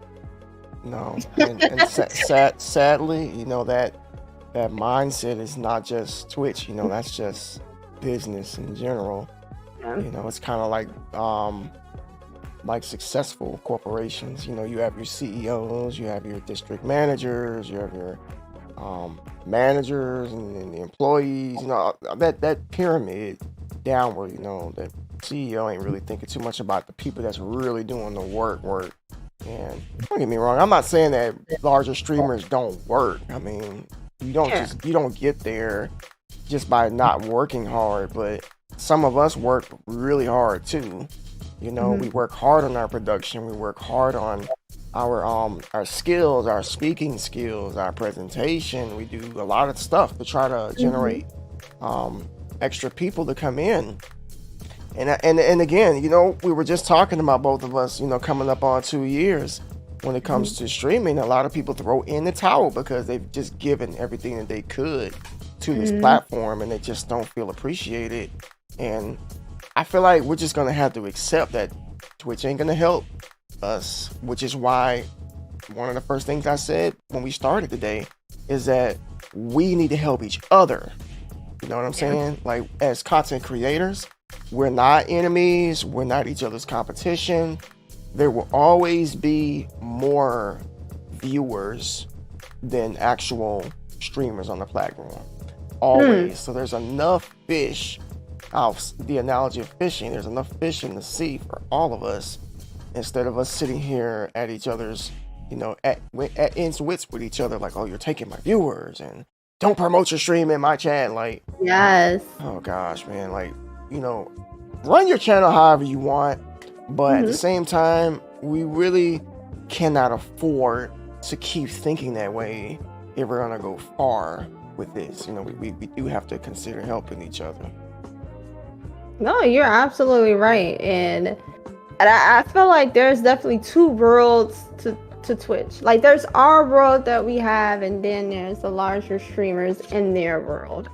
Like you mentioned something about being more viewers than streamers, but I feel like most of the time, I think you said this actually on one of your Spotify podcasts, is that like the composition of your viewer base, like most of the time it is going to be mostly streamers in there. And so like in some aspect you have to kind of consider maybe the intent of those individuals being there, if they're actually there like for you, or you know, they're just there because they hope to come back on to their sort of stream. Where your larger streamers, they don't have to worry about any of that like dynamic or anything at all. So I don't know, and I feel like with that sort of sense, I feel like that's why people in our sort of they get burnt out the most, because there is like more of a mental toll and things that kind of come with it. You know what I mean? I don't know. Really good, excellent point. I mean, let's just be honest. Like with my channel, yours, the majority of people that are, all of you that's in the chat are streamers. I've been to all of your channels before, and that's not a problem with me. But definitely not, like you said, you know, not everybody that comes to your channel, you know, has good intentions, and some of them actually do come to the channel with the mindset of, oh, you know, maybe Shende will come to my channel, or maybe D will come to my channel if I come to their channel. And I don't want to say that's a bad thing, but it's like, dang man, like I feel like this is conditional, because if I don't come to your channel, you're not gonna come back over to mine. I've had this happen to me before. Like I'm actually going through that right now. Like there used to be a point in time, you know, I would support, you know, and come to people's streams and talk to people, but I can only do that so much, and I got a little burnt out from it. And you know, that brings me to a conversation I had with a streamer today about that very thing. So she might be here, and I'm pretty sure she don't mind me talking about it. So there's a streamer that was trying to reach Twitch partner, and she was really close. You know, she got her average up to like 90 or something like that, and then she applied for partner and she didn't get it. So I tried to tell her, like, look, people don't exactly get that the first time around. Like, you may have to apply a couple of times. You know, it's not just about the average, there's other things that they look for. And you know, she just made the personal decision to not pursue it anymore. And she wanted to take a mental break, and she stopped going to streams, and she just took a break from Twitch. And because she did that, you know, people were, you know, some people, not all of them, but some of them got in their feelings a little bit. You know, they were like, hey, you stopped supporting me, you ain't been to my stream in like a couple weeks or something like that. And I'm like, dang man, you can't even take a break without people thinking the worst. Like, if that's what this is, I don't want nothing to do with it. Like, some of y'all, you might not see me in your stream for like a month, and it's not personal, and it's not that I don't support you. And I guess, you know, let me ask you that, like, do you feel like you have to be present in somebody's channel to support them? Like, honestly, I used to think that way for the longest time, and it would stress me out, you know, feeling like, okay, I gotta be in this person's stream, or they won't like me, or they just won't, you know, come to my channel anymore. But then I got to realize, why am I stressing myself over this? Like, Twitch is supposed to be a hobby. It's supposed to be something that's fun to me. So I sort of changed the way I think of Twitch, and just like really now I only really go to channels that I really enjoy being in, on people that, you know, I like and support their content, rather than feeling like I'm just there out of obligation. Because I know, like, really I'm supposed to be here, you know, having fun and everything as far as that. But I don't mind like lurking in someone's stream in the standpoint to like help them get affiliated or something. They just need like that extra view, you know. Definitely I help with that. But like, yeah, like as far as just being sort of worked up and stressed about that, I think that contributed to one of the reasons why I took a break the first time, because not only was I getting sort of like streamer burnout, I was getting supporter burnout too at the same time. So yeah, I'm always now from a sense like support those who you want to support, whoever that you do vibe with, because I think that's what's gonna make this experience on Twitch, Yes. the best, like fun for yourself and get the most enjoyment out of it, Yeah, I mean, I agree. And that was the same thing I told, the streamer. I was like, listen, and because she was pretty upset about it, she was down about it. She was like, there were some people that she was cool with, and all of a sudden, they kind of, felt some type of way because she wasn't there. I'm like, look, you got to live your life too, and if your numbers drop, they just drop. Like, Yeah. I don't want to say who cares, but it's not as serious as you are making it out to be. Like, you'll be okay. The right people will find you. You don't have to worry about those people. And it goes to show, like you said, you don't know. Some of those people that were there, they may have had ill intentions and, trying to get something from you. Like I said, I've been through that before. And it is what it is. Let me read this comment. Ray says, it's okay to acknowledge that someone's stream might not be your thing. There shouldn't be any hard feelings if you don't vibe with it. And you should only watch who you want to. Watch who you want to watch. And that's what I do. Like, I don't sit up and watch Twitch all day. I ain't gonna lie to you.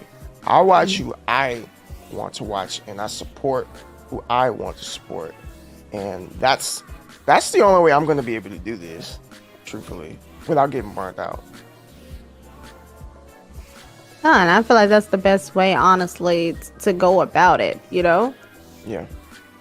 But some people, they don't. They have 20 tabs open, and I've seen that. They're here, they're there, and how long can you do that? Exactly, and I'm like, how is your internet? Right. They see me all these tabs. My computer, my internet will start fidgeting. Like, I'm gonna handle that many tabs open. Like, I'm trying to tell you. Testament to the CPU. I'm trying to tell you. But let me see. I got you, Black Up. I'm gonna give me some water now. So let's I'm gonna ask you one more question about Twitch, and then we'll talk about another burning ship. Do you feel like women have it easier on this platform than guys? I'm gonna right off the bat say no. But I will say that being beautiful, charming, being sweet does definitely go a long way initially. But I think beauty and everything is definitely subjective.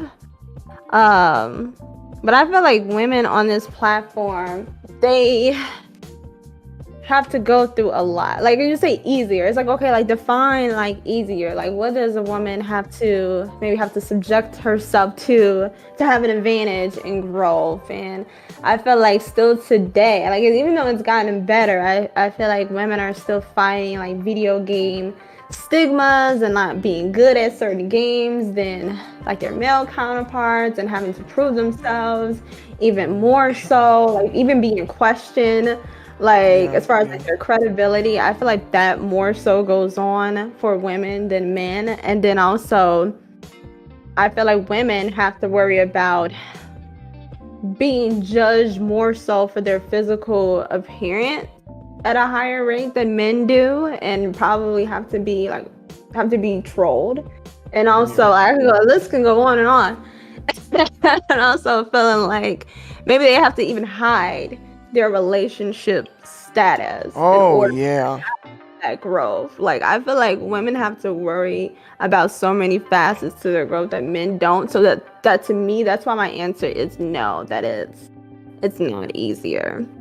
Yeah, I think that it is harder for females too. Like, guys can kind of just come on stream looking any kind of way, and nobody's really gonna say anything. But if a woman, comes on stream and she's wearing a bonnet, or she ain't got her makeup on or something like that, there's always gonna be somebody that's gonna be running their mouth or whatever. And I think the only people that I really even hear saying that women have it easier are the streamers that kind of like the one I mentioned earlier, who's struggling to get affiliate. They're streaming for like 10 hours a day, and they're watching streamers like Amaroth,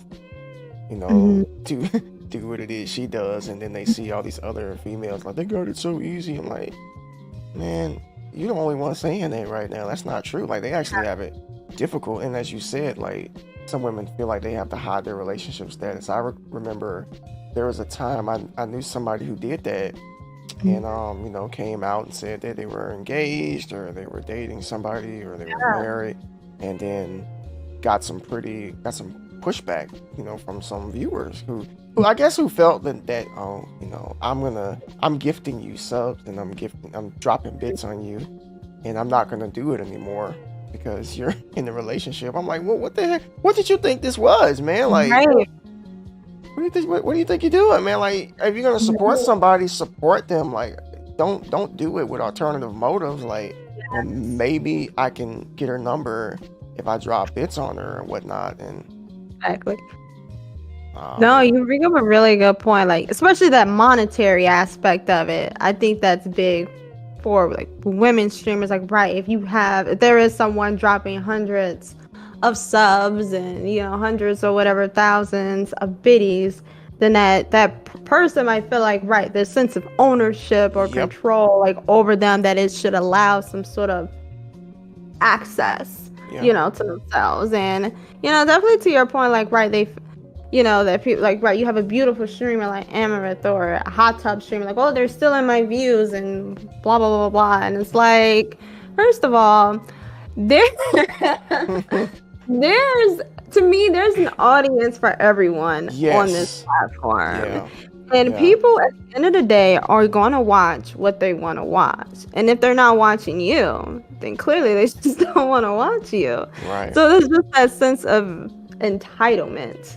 Like, when I hear that, well, it's still my view. That to me, that sounds like entitlement, that they feel like it's owed to them. And it really isn't. It's true. Look, let me tell you something. People who watch hot tub streamers, that's what they want to see. They want to see women in the hot tub. They want to see the big boobs. They want to see them licking the microphone and all that strange stuff. I can't watch that. I can't watch that. I tried once. I was like, I can't do this. So I'm like, dang, there's an audience for these people, and it's true. So there you have it, folks. Women are not stealing anything. Your content just might be trash. I'm sorry. I'm just being honest. That's me. That's love right there. Go back to the drawing board, or maybe you just, maybe you should just put a little bit more time into what it is you're doing. Network a little bit more. It could be a lot of different things. So women ain't stealing nothing. All right, let's hop on the other ship that's going down, called Twitter. Oh Lord. Hey Flash, what's up, brother? First thoughts when Twitter comes to mind. What do you think? When Twitter comes to mind, I guess absent of like the current climate or whatever's going on here, like, because I technically have two Twitters. One that I had, like, I started back in college friends or whatnot, and then there's the Twitter that I have now that's just geared towards Twitch and streaming and content creation, what have you. And that I really do enjoy, because I get an opportunity, right, to see posts from you, from Only Scrubs, J Shep, and everyone that that I follow on Twitch, that I watch and stream, and like, here they are on a separate platform that I can get to know a little bit better and stuff like that about their personal life, or if they find like an interesting article or something to that effect. So for me, I enjoy Twitter because I feel like I curated a sort of feed that is just really just filled with people that I support on Twitch, and I get to learn a little bit more about them, and as well as other streamers that they follow as well. Right. So that's my first thought when I think of Twitter. Yeah, I'm the same way. I got different accounts for different reasonings. Not Twitter. I only have one Twitter account, but I got like 3 different Instagram accounts. I got one for my fitness, which is my business. I have another one for this, D Muscle TV. And then I have a third account which I made like back in the summer. That's basically just about like me, like my lifestyle and whatnot, my interests. Like, everything's not about gaming, everything's not about fitness. It could be anything. Like, I'm really big into like just nature, history and things Yeah. like that. Some people would think that stuff is boring. I'm like, look, I like that type of stuff. Yeah, it interests you. Yeah, it just yeah, probably other people too. right. And I think it's important, like for those of you who are in chat, if you got Instagram accounts or if you don't, create one, because some of your viewers want to get to know you better, outside of this right here. And some of you here follow me on Twitter, and if you do, then you know that, I tweet a whole lot.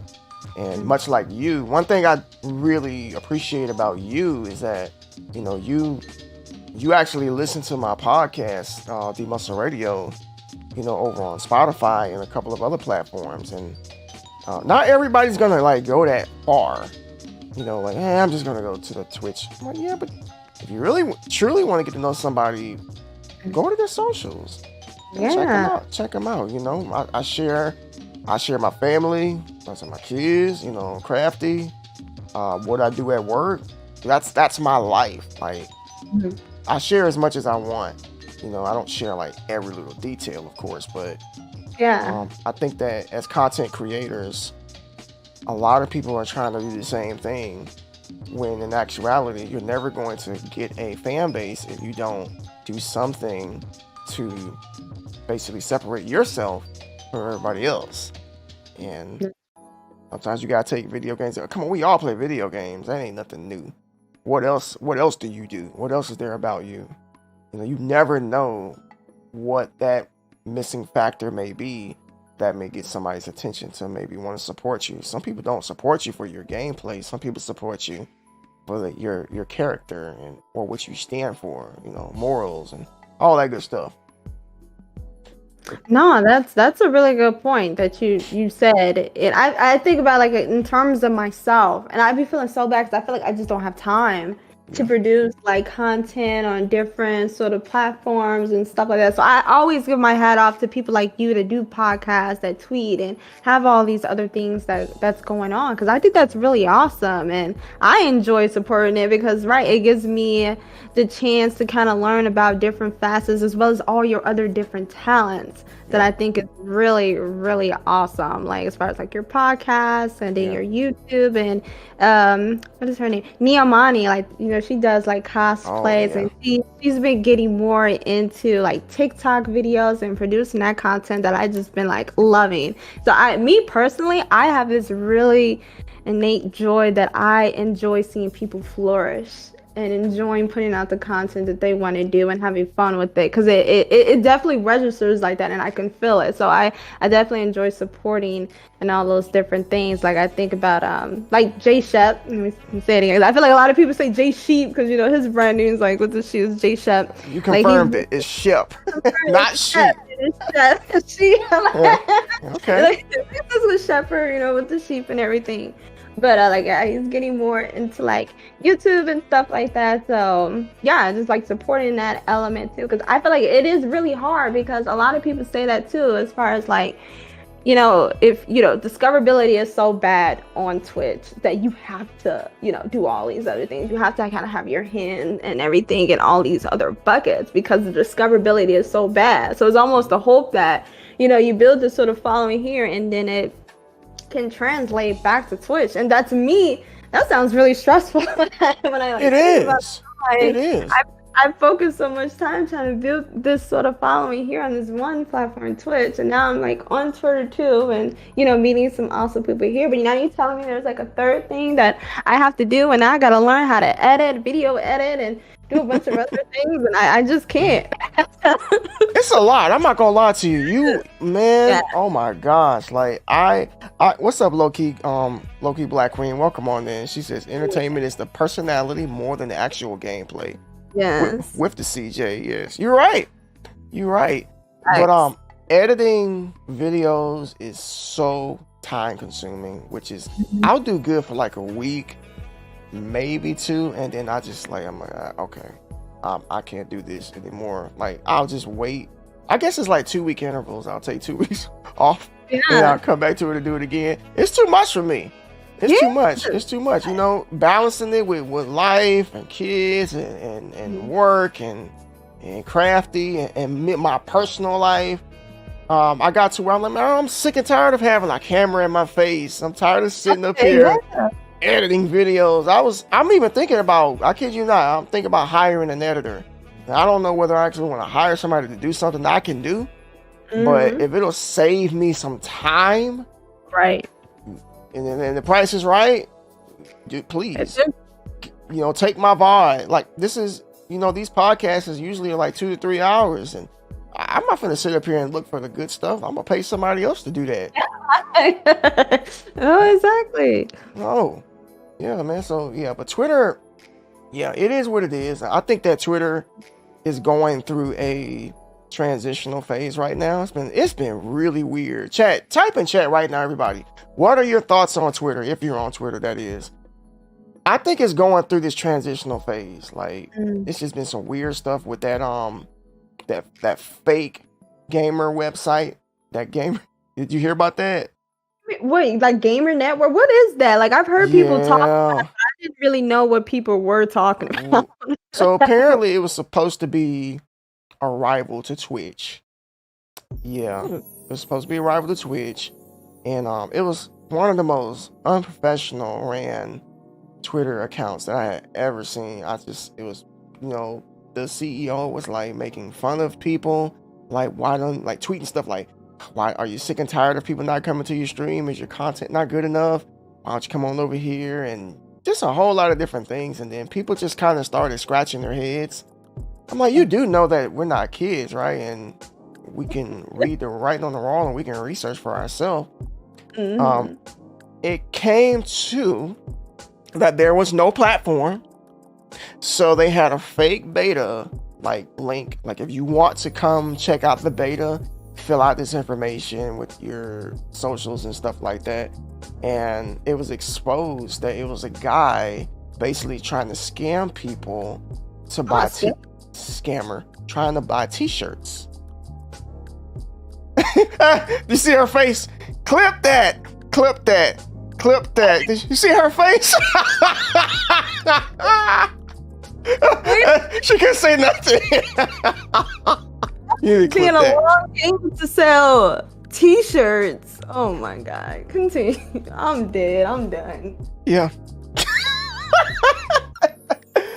Yeah, so everybody found out, and then the account got hacked by some people, and it was a mess. So I'm like, okay, this is too much. This is too much. And then you got, the whole Twitter blue thingy, buying check marks, and now we got certain individuals on one side, which is the people who have the check marks. Then you got the people that don't have the check marks, judging each other. Oh, you paid for your check mark. You suck. I'm like, let them do what they want to do. Like, what does that have to do with you? Exactly. So there's that, and then you got Elon Musk acting a fool. You got all this money, but this dude act like a man child. You know what I'm saying? Like, doesn't care what he say. Obviously, the man is the richest man in the world, so why would he care what anybody thinks? But at the same time, I think that Twitter is really losing. Like, it's hard to take it serious. That's what I'm trying to say. It's hard to take it serious. And I'm like, man, like, people keep saying that it's gonna die and that it's about to shut down. I don't think that's the case. I just think that it's going through a transitional phase. All while it's doing something that we've never seen before, meaning they're adding like some entertainment to this. Oh yeah. They're adding some entertainment. So I'm going to continue to use the platform because it's helped me grow. Yeah. And I've met a lot of people on there. Like I said, that's where I met you. And that's where I met quite a few people. And like, you got Only Scrubs in the chat. I met him through you. You actually rated into him. And I like him because he plays, fighting games. And, Jay Shep, I was talking to him about anime. He had the Akira poster in the background. I was like, man, you must be from my time period if you got that back there. So just little things like that attracts me to people. Let me read these comments here. low key, Glenn said, I deleted Twitter as soon as I saw he owned it and letting all these racists flood in. I know, right? Yeah, that whole freedom of speech thing is getting out of hand. Now, he made a tweet yesterday saying, if there are users that are using racial slurs or any type of discrimination, whether it be towards, religion or sexuality, that those tweets were going to get demonetized and they were not going to get pushed or seen. You know what I'm saying? Like they were just basically going to get swept under the rug. So that's not necessarily stopping it, but I think it's something that he's trying to put in place that's preventing it from like going viral and, from, going as far as it could. No, and I think that's a good first step. It's like at the same time, why not just ban it all together, not to even be shown? And yeah, like to your point, like I think there's two facets when I'm thinking of Twitter. Like I'm Twitter, as far as like what we see is people were like, we're on social media, we're tweeting, like we're the users of it. Then there's like the corporation side of that, of Twitter, and that's definitely going through a lot of significant like changes as far as like the mass layoffs, people just walking out, resignations, like. And I can see why people are saying, like, oh, Twitter, is dying. But from a sense of, me, I said in your Discord, like, I was just mass hysteria. Like, I don't think it's really going to go anywhere. The only way I think Twitter would go somewhere if there was actually some viable competition to Twitter. And I don't really think there is. So of course, you got like Facebook, but they all are very different. Like to have something that's similar to Twitter to take over and be like, okay, now we're the next big thing. We don't have that right now. So I think this is just, a way. And I think the way it kind of came about was just like some former employees saying bye to Twitter, and then it got popularized and it spread like wildfire and it became trendy. So everybody was sort of saying it and giving all these notes of goodbye or, whatnot. Yeah. But yeah, right now Twitter is it's a hot ass mess. Like it's definitely in the news now more than ever. Me being a little bit of a conspiracy theorist, I think it's a distraction for something. There's just way too much going on. Like, it's like, one, I don't know. This is why people with a lot of money shouldn't be buying things just because, like, they can. And he's pretty much just driving it into the tank. Yeah.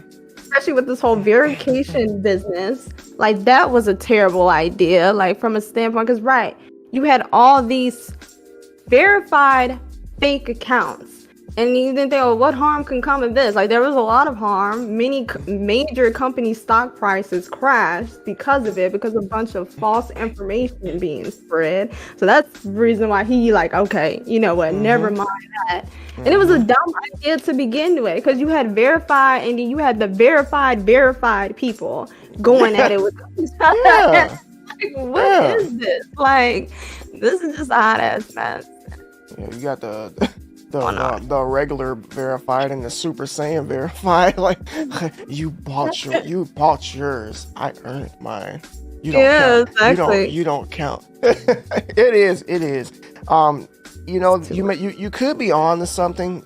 Usually when things like this occur, there's usually something else going on somewhere else, because Twitter is trending all over the place.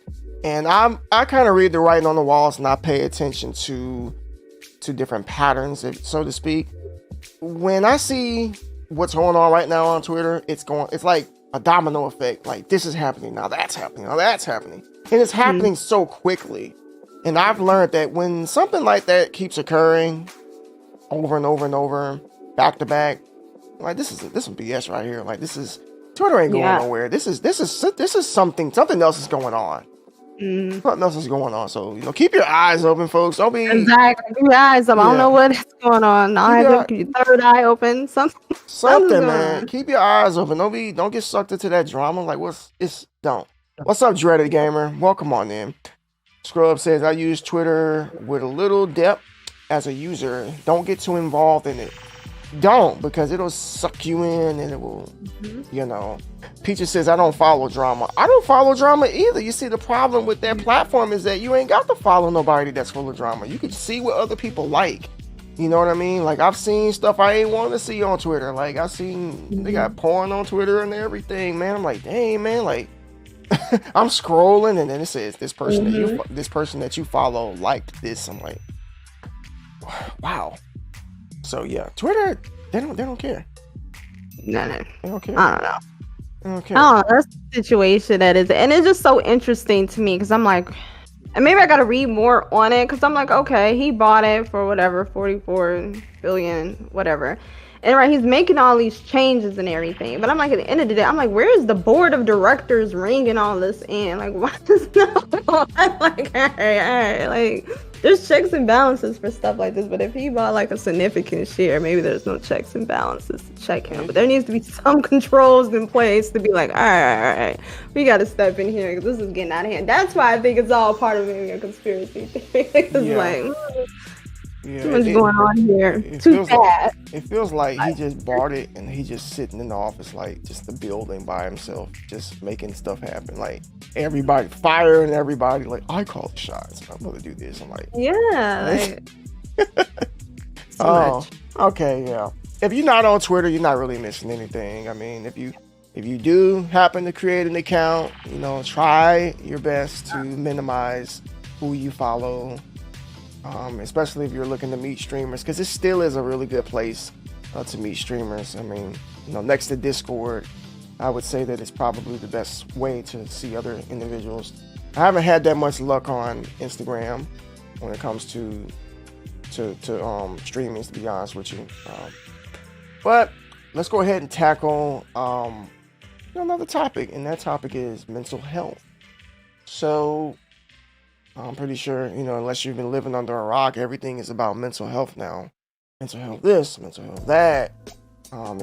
It's on everyone's status. It's the reason that a lot of people are taking breaks from their jobs and Twitch. Like, my mental health is crashing. Like, and we never used to say this like about 10 years ago. Like those exact words. My mental health is, you know, in shambles. I need a break.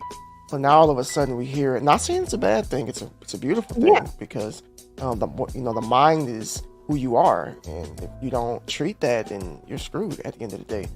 So what are your thoughts? Like, why do you think that, you know, mental health is such a hot topic these days? No, you're right. I think, for the longest time, mental health was one of these things that was stigmatized. Like, if something's wrong with you, or we're going to pray about it, or we're going to hide it, you know, something from that standpoint. Yeah. And I think social media was at the beginning of it, but it was always built on this kind of like illusion of happiness. And I feel like now it's sadness, depression, anxiety that's the trending thing now. And that now, like, depression and anxiety is kind of being viewed as like these sort of quirky traits that you have. And I kind of think, in a standpoint, that could be dangerous. Like, it's a good thing, like, from a standpoint, it's being promoted more people are talking about it. I think that's really good. But like, for people that are just using it for views, that I think is dangerous, because there are people out here that's actually really suffering, and, you know, maybe some people just using that suffering for views from a standpoint. But I guess, yeah, like, as far as like that sudden, that last change, like, yeah, I guess it's just the momentum that, like, all right, we kind of built on this whole notion of happiness.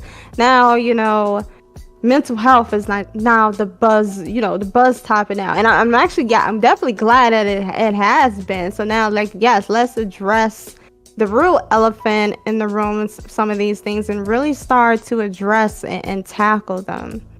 Yeah. Right. Yeah. I do believe the same thing. Like I just stated, I feel like people talking more about mental health these days is very, very, I applaud it. And people, you know, saying things like, you know, I won't see a therapist, I'm going to a psychiatrist, which are things in which, you know, people never really used to open up about. I think society is getting a lot more open about the stuff that we used to sweep up under the rug.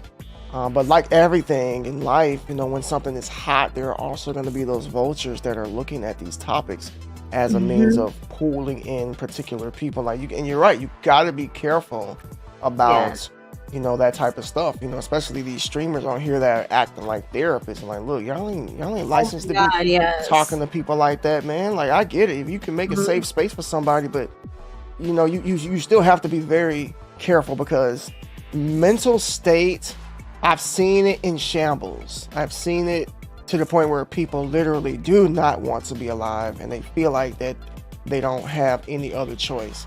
And personally, like I'm not qualified to be talking to nobody about that type of stuff. I try my best to provide a calm, chilled environment because Mhm. that right there soothing will possibly take their mind off of whatever could possibly be having anxiety flare up or anything of the sort. That's another reason I do the muscle radio.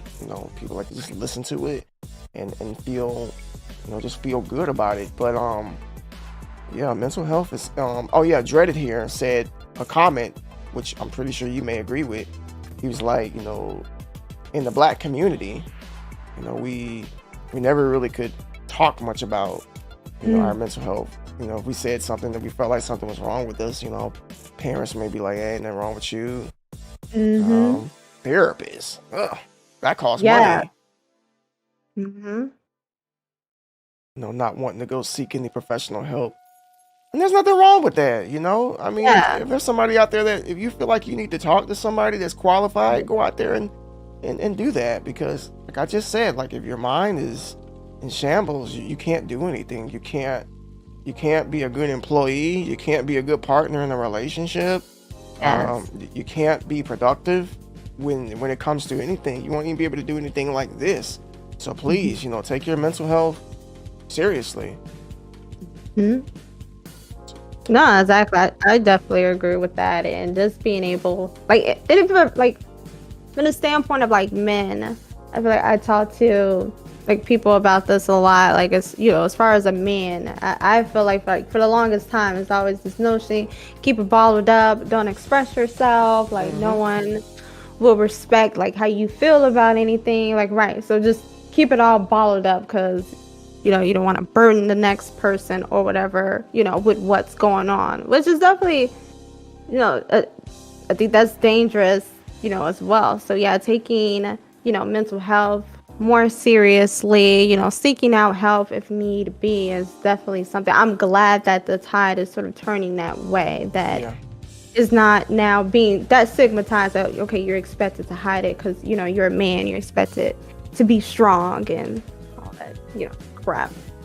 Yeah, I'm so happy to hear you say that. Mojo said that last week too, and it's the truth. Where we're guys grow up in certain households where they're told that you can't cry, which is a human emotion that we all have. I'm a man and I do cry. I don't cry every day, but I have to sit up here and say I don't cry. I mean, if there's something that really touches my heart, like I do, but it is what it is. What's up? Flash says that's why we die at an early age. Yeah. Women do outlive men, unfortunately, because of the stress that heart attacks, high blood pressure, things of that nature. We deal with that. All right. So one more question about mental health. Mhm. What do you do to keep yourself in alignment? Like I'm a firm believer in self-care. So what do you do to practice self-care? Oh, that's a good question. Like I'm all about maintaining my own mental peace for sure. I feel like the way that I kind of just do it is I spend a lot of time alone, just self-aware of myself, trying to regulate my own emotions in a sense, and just really taking time to really consider mindfulness. You know what Mm-hmm. I mean? Like, and I feel like I really truly learned mindfulness maybe like a year or so ago. Yeah. I had went to like this yoga studio or something, meditation. It was somewhere I went, and they talked about mindfulness. So we Yeah. meditated for a while and how to like have these exercises of like mindfulness and what it truly means. Of like when I think of mindfulness, it's just really just being in that moment and being grateful in a sense for that moment and not really allowing like external thoughts, maybe negative thoughts, to come way into you Hmm. and sort of distract you in a way. Like that's also something that I really do.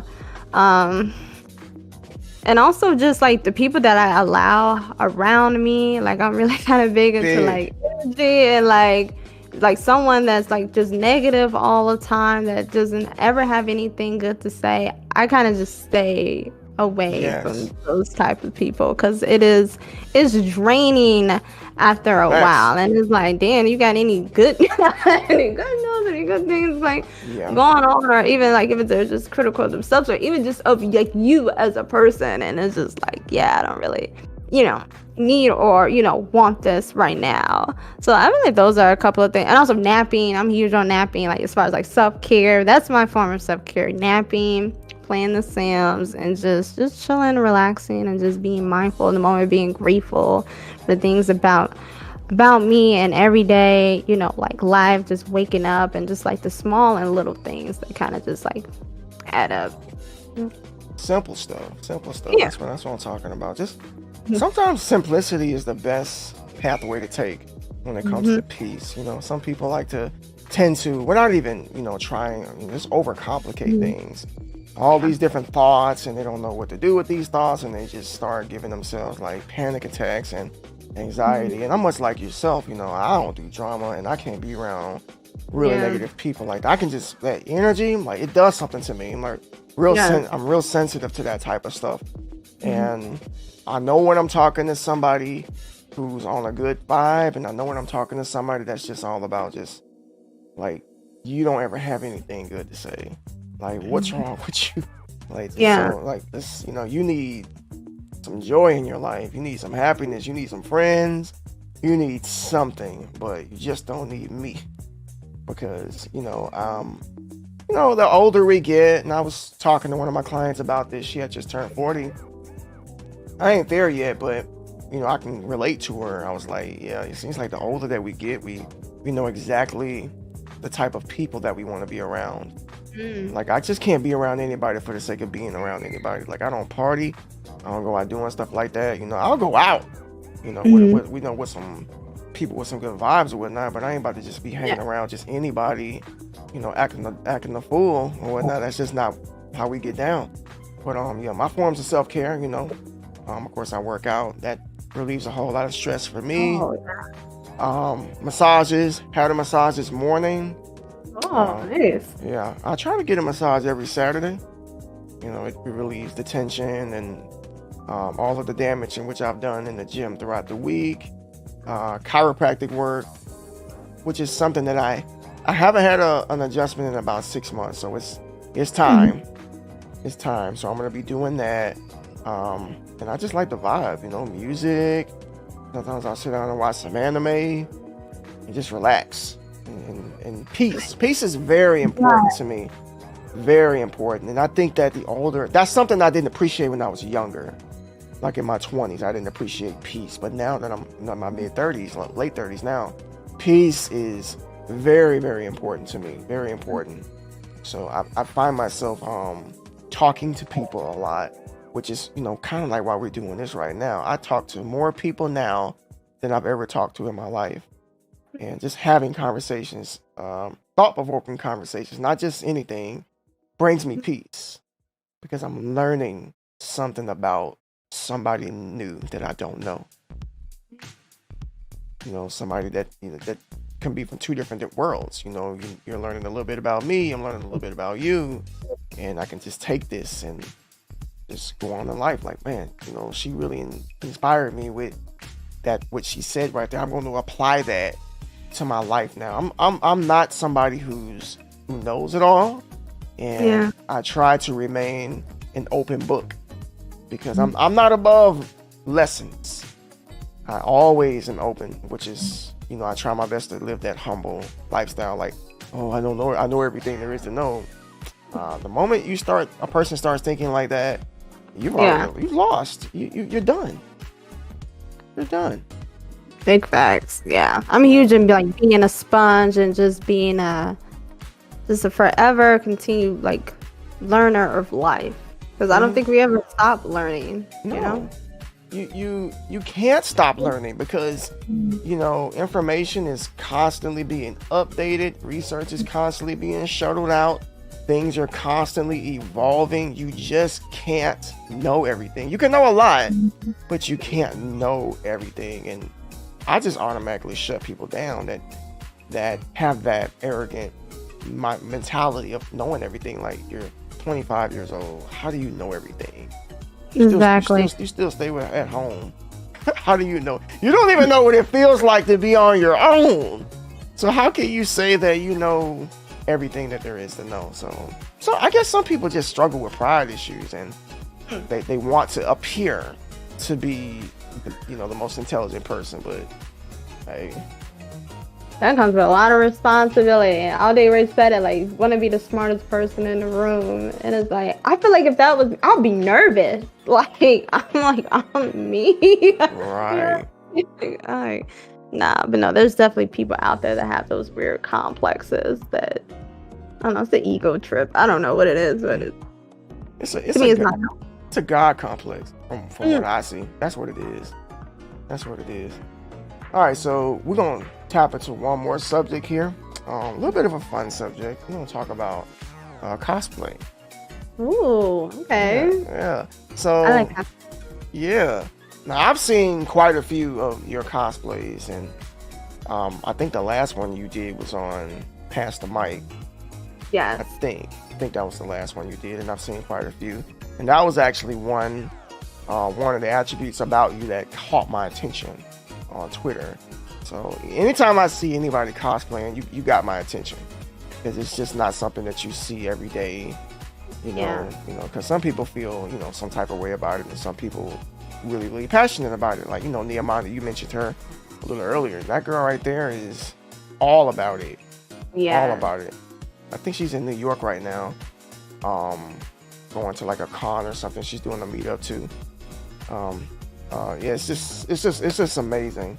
So, have you ever like collaborated with anybody else doing cosplay? I have not. I thought about it because I'm like, how cool would it be to collab and do like a co-stream cosplay, like what you, Nehemiah, and Bearded Legend did that one time. That was absolutely epic and so cool. But no, I've never done like collaborated with any cosplayers before. Okay. Yeah, I had a blast. We all did, to be honest with you. And that was cool.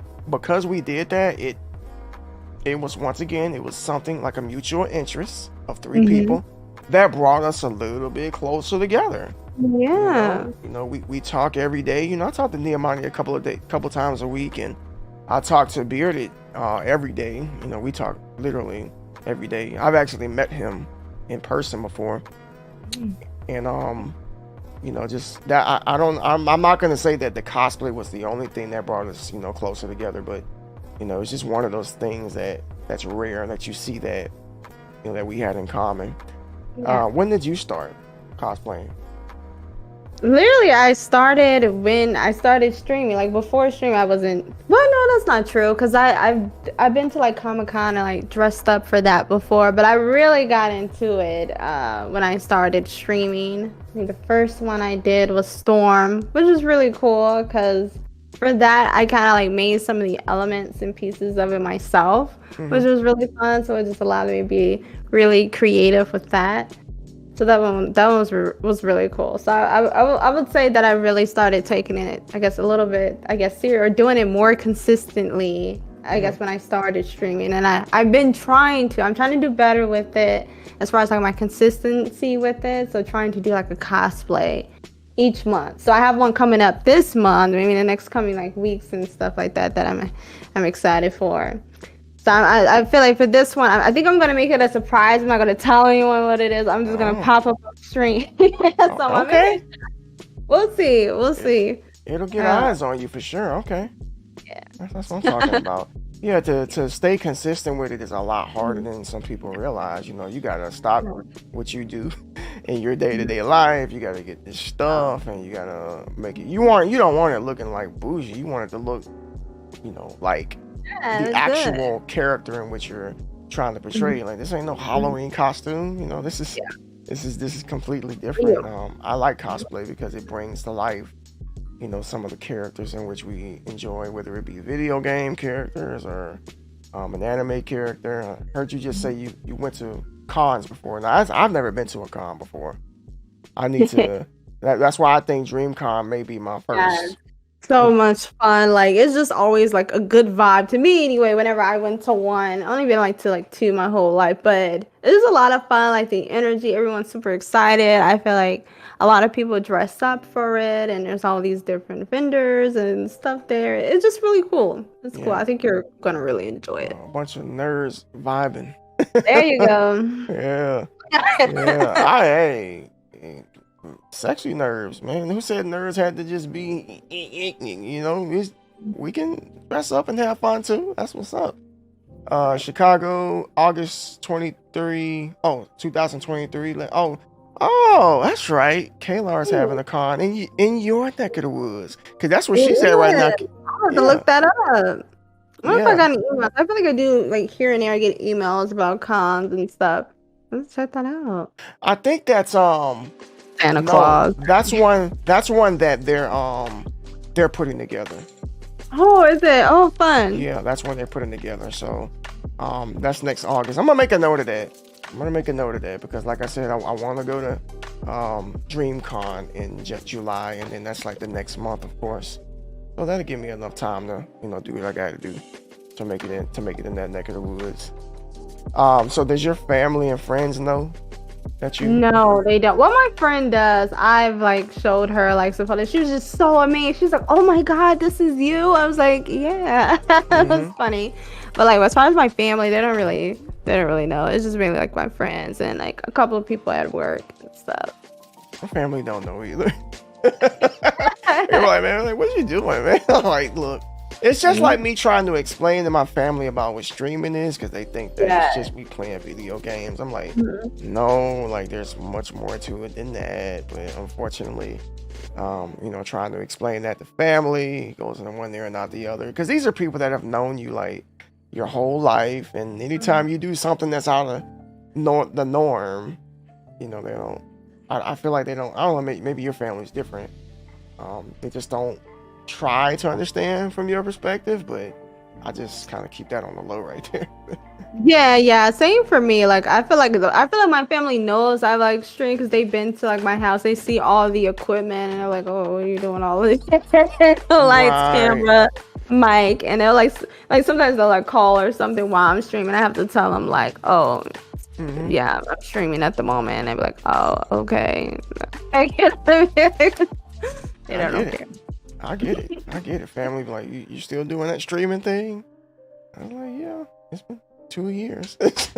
you're gonna keep doing it. I'm like, yeah, because I enjoy doing it. It's not something that I see myself not doing. Like, unless you know the platform shuts down, then I can't. But that's a whole nother story right there. But so we've reached the conclusion of our podcast. So before we go, Shende, why don't you let us all know when you stream? Okay, so I stream every Saturday and Sunday. On Saturday, I stream 3 p.m. Central. I stream for about 3 hours or so. And then on Sunday, I stream at 4 p.m. Central. Okay. So you're what we call a weekend warrior, right? Yes, a weekend warrior. That is I. That's what's up. What are you currently streaming? Wherever I'm actually in a mood to play, I've been trying, or I should say struggling, to get through Hitman. Like, really? Who would have thought I needed to be strategic to be a spy and like assassinate people, right? So I've been playing Hitman. I've been playing Apex, Fortnite, Road Company, anything really that I feel like or am in the mood to play really is what I stream. So I change it up a lot. I do some just chatting here and there. I do like reactions to different like videos, which is fun. Nice. That's what I'm talking about. Oh Yeah. shit! Damn. I need to do a little bit more of that. I always wanted to do reaction videos. I need to get a little bit more into that. Sorry for the clip. It's all good, Kaylar. I don't have the clip popped up on this scene right here. But as you heard that she was having, I don't know if you can hear the chat, but you know, they gave you a shout out and you kind of had a Oh, moment. thank you so much for that shout out. Thank you. So yeah, go over there and show us some love. You know, I definitely you know, enjoy talking to you. And Oh, this was a lot of fun. Thank you for hosting me. yeah, and just getting to know